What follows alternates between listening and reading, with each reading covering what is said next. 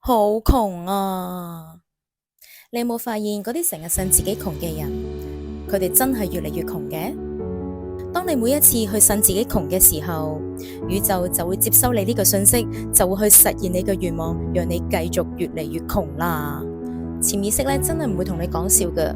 當你同佢溝通話我好窮嘅時候咧，佢只會收到一個信息：OK，你想要好窮，咁我就為你去實現，讓你繼續窮啦。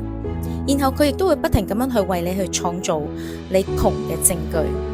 相反，當你不停咁樣去同自己講我好豐盛，我好富足，我好足夠嘅時候，佢亦都會不停咁樣通過潛意識去為你搜索你人生裏面更加多嘅豐盛嘅畫面，更加多你豐盛你富足嘅呢一啲嘅證據。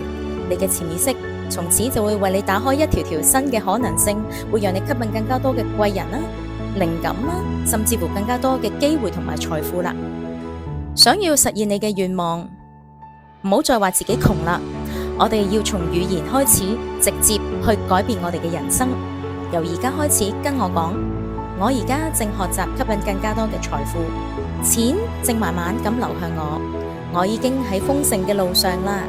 當你講出呢番說話嘅時候，你唔單止係改變你嘅說話，改變你嘅溝通，你現在正在改變緊你人生嘅嗰個方程式，改變緊你人生嘅劇本。語言就係你嘅能量密碼，而吸引力法則就係你相信啲咩，你就擴大啲咩，佢就會為你實現㗎喇。今日我哋嘅分享去到呢度，拜拜。